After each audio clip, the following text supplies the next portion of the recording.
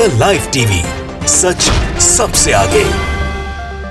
दोस्तों, मैं आदिल खान। दो ऐसी खबरें इस एपिसोड में मैं आपको बताने जा रहा हूं जिससे सुनकर आप चौंक जाएंगे कि क्या ऐसा भी हो सकता है। एक खबर आरएसएस से जुड़ी है तो दूसरी बीजेपी से, और दोनों ही खबरें विवादित हैं।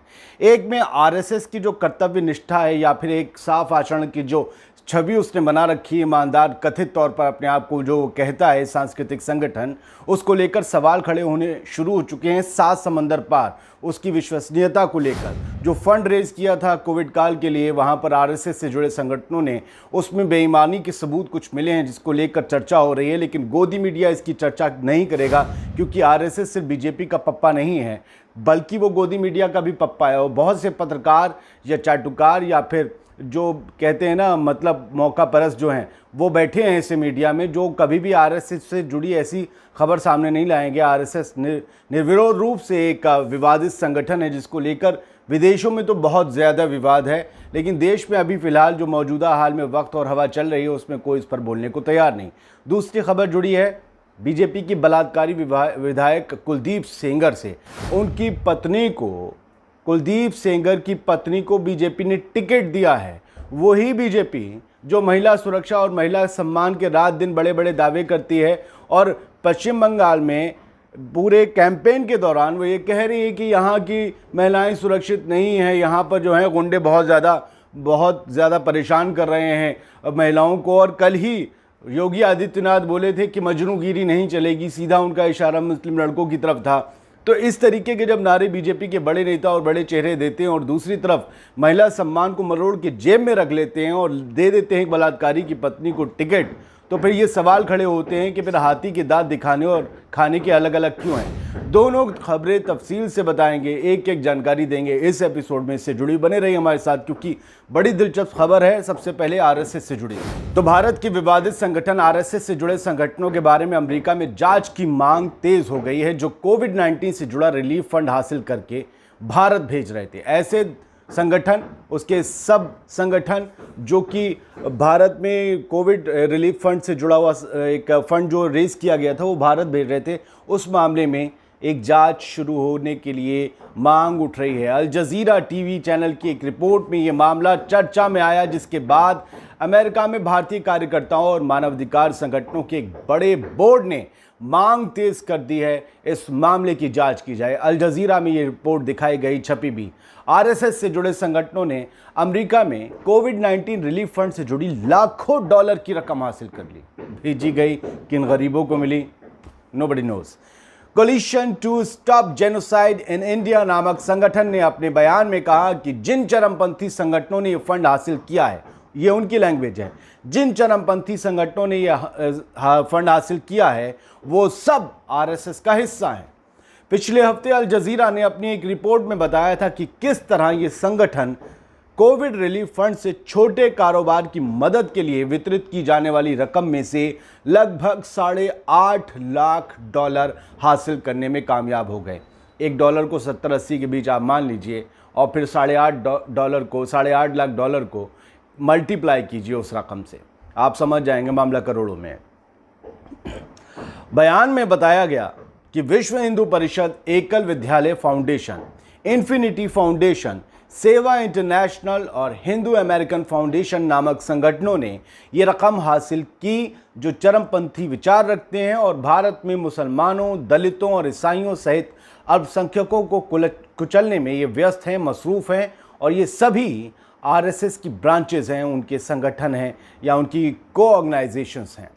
बयान में कहा गया, जो संगठन है जिसने आरोप लगाए, उसके बयान में कहा गया कि अमेरिकी करदाता यानी टैक्स पेयर का पैसा चरमपंथी संगठनों के नफरत के बाजार को चमकाने के लिए प्रयोग किया जा रहा है, जो हरगिज सहन नहीं किया जा सकता। आरएसएस से जुड़े संगठनों का कहना है कि वो सारी रकम कानून के दायरे में हासिल कर रहे हैं। तो ये वाकई बड़ी खबर है और इससे आरएसएस की भूमिका पर सवाल उठते हैं कि वो किस तरीके से विदेशों में जो अपनी तंजीमों को सींच रहे हैं, अपने ऑर्गेनाइजेशंस को सींच रहे हैं दूसरे नामों से, वो ऐसा क्यों कर रहे हैं कि नाम तो किसी का होता है फंड लेने के नाम पर, लेकिन उस तक कुछ भी नहीं पहुंचता, बल्कि ये कहीं और चला जाता है अगर इस रिपोर्ट को माने या इन जो एतराज़ उठ रहे हैं उन सबको माने तो राष्ट्रीय स्वयंसेवक संघ यानी कि आरएसएस ने अब 39 देशों तक अपने पंख फैला लिए हैं। ये जानकारी मैं आपको दे रहा हूँ। विदेशों में आरएसएस की शाखाएं हिंदू स्वयंसेवक संघ यानी कि HSS के नाम से चलती हैं, आरएसएस के नाम से नहीं। उसकी भी एक बहुत बड़ी वजह है, इसने अपना दायरा कई और देशों तक बढ़ा लिया है। HSS ने इसका नेटवर्क यूएस और ब्रिटेन समेत 39 देशों तक पहुंच गया है। कहा यह जाता है क्योंकि आरएसएस में राष्ट्रीय लगा है, विदेशों में राष्ट्रीय की ज़रूरत नहीं है, इसलिए हिंदू सेवा संघ। लेकिन इसके पीछे बहुत कहानियां हैं। जिस तरीके से सन 47 में गांधी जी की हत्या में आरएसएस का नाम सामने आने के बाद बैन लगा, या विदेशों में चरमपंथी आतंकवादी संगठन के तौर पर बहुत से लोग आरएसएस को कहते हैं या मैं कहता हूं बदनाम करते हैं, उसको लेकर भी जो कान खड़े हैं वहाँ की एजेंसीज़ के, वो बिल्कुल भी आरएसएस पर यकीन करने के मूड में नज़र नहीं आते। इसीलिए वहाँ पर HSS नाम रखा गया है और वहीं ये फंड इकट्ठा किया जा रहा है और वहीं कुछ घपलेबाजी हो रही है। यानी अमेरिका में तो कोई बख्शेगा नहीं, कोई चच्चा बचाने आएगा नहीं, कोई ऐसी तो मात्र संस्था वाली सरकार चल नहीं रही है। देखते हैं वहाँ पर क्या होता है। लेकिन अब जो दूसरी खबर मैं आपको बीजेपी से जुड़ी बताने जा रहा हूँ वो इतनी अहम है। ज़रा सोचिए कि एक तरफ महिला सम्मान की बात और दूसरी तरफ बलात्कारी विधायक की पत्नी को टिकट। सोचिए उस पीड़िता के दिल पर क्या गुजर रही होगी जिसके साथ बीजेपी के विधायक या पूर्व विधायक ने बलात्कार किया, उसके पिता की हत्या हो गई कस्टडी में या मौत हो गई, उसके वकील और उसकी गाड़ी के साथ एक्सीडेंट हुआ, पूरा उसके साथ फिल्मी मंजर हुआ।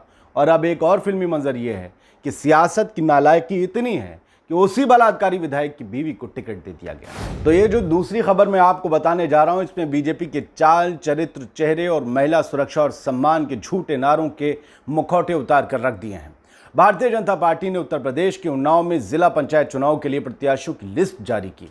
बीजेपी ने रेप केस में दोषी और पार्टी से निष्कासित पूर्व विधायक कुलदीप सिंह सेंगर की पत्नी को भी उम्मीदवार बनाया है। ये लिस्ट में उनका नाम मौजूद है, जो अब सवाल खड़े कर रहा है कि बीजेपी के महिला सम्मान सुरक्षा के वादे नारे क्या जुमलों की तरह थे 15 लाख के। बीजेपी ने उन्नाव जिला पंचायत सदस्य के 51 कैंडिडेट्स की लिस्ट जारी की है। इसमें वार्ड नंबर 22 फतेहपुर 84 तृतीय सीट से कुलदीप की पत्नी, बलात्कारी कुलदीप सेंगर की पत्नी, बीजेपी के विधायक कुलदीप सिंह सेंगर की पत्नी संगीता सेंगर को प्रत्याशी बनाया गया है। संगीता वर्तमान में जिला पंचायत अध्यक्ष हैं और वो सदस्य के तौर पर जीती हैं तो शायद फिर से जिला पंचायत अध्यक्ष बन जाएं, क्योंकि सदस्य मिलकर जिला पंचायत अध्यक्ष बनाते हैं। उन्नाव के बांगर मऊ से 4 बार का विधायक कुलदीप सेंगर जेल की सलाखों के पीछे है। 2017 के उन्नाव रेप केस में गिरफ्तार कुलदीप को पिछले साल कोर्ट ने उम्र कैद की सजा सुनाई थी। पीड़िता के पिता की पुलिस कस्टडी में मौत के मामले में भी उसे 10 साल की सजा मिल चुकी है। बीजेपी ने 2019 में सेंगर को पार्टी से भारी फजीहत हो जाने के बाद बाहर निकाल दिया था, जबकि रेप का मामला 2017 का था। बीजेपी 2 साल तक ये कोशिश करती रही कि कुलदीप सेंगर बच जाए। साथ ही विधानसभा सदस्यता उसकी समाप्त हो गई, खत्म हो गई 2019 में। पार्टी सूत्रों ने बताया कि उसकी उम्मीदवारी को प्रदेश के बीजेपी प्रमुख स्वतंत्र देव सिंह यानी कि सेंगर की पत्नी की उम्मीदवारी को बीजेपी के जो यूपी के अध्यक्ष हैं स्वतंत्र देव सिंह और महासचिव संगठन सुनील बंसल ने मंजूरी दी है। इतने बड़े लोगों ने, कोई गलती नहीं हुई है। इसके पीछे वजह अप्रैल 2018 में कुलदीप सेंगर की गिरफ्तारी के बाद उसके परिवार को इलाके में मिली सहानुभूति। एक बलात्कारी के परिवार को सहानुभूति मिलती है।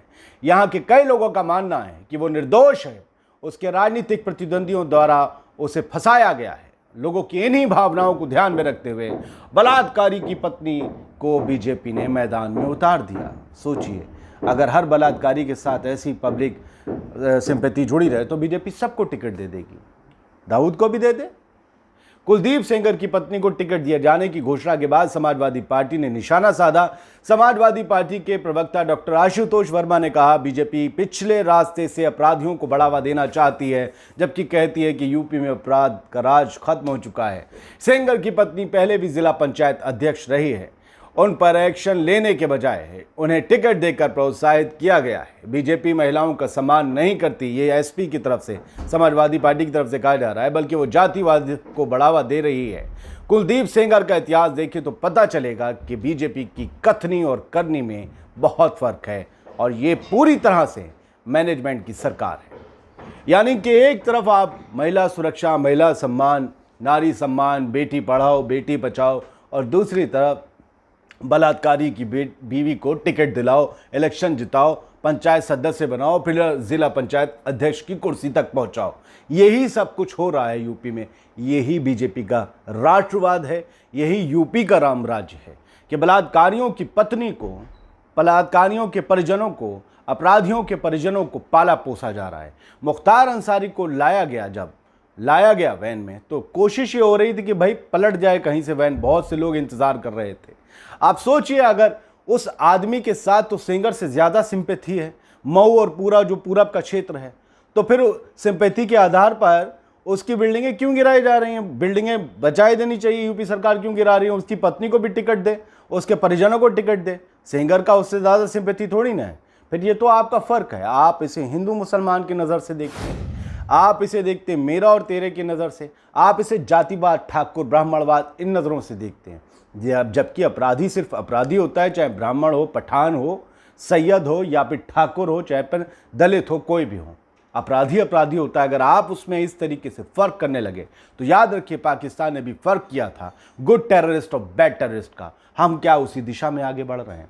आरएसएस के ऊपर जो 7 समंदर पार इल्ज़ाम लग रहे हैं, वो ये बता रहे हैं कि सांस्कृतिक संस्था के नाम पर दरअसल खेल कुछ और चल रहा है। और इन दोनों खबरों की धमक आप याद रखिएगा, ये गूंजेगी पश्चिम बंगाल के चुनाव में, जहां पर एक महिला मुख्यमंत्री को बीजेपी लगातार निशाना बना रही है। आप देखते रहिएगा कि खेला होगा। जय हिंद। द लाइव टीवी, सच सबसे आगे।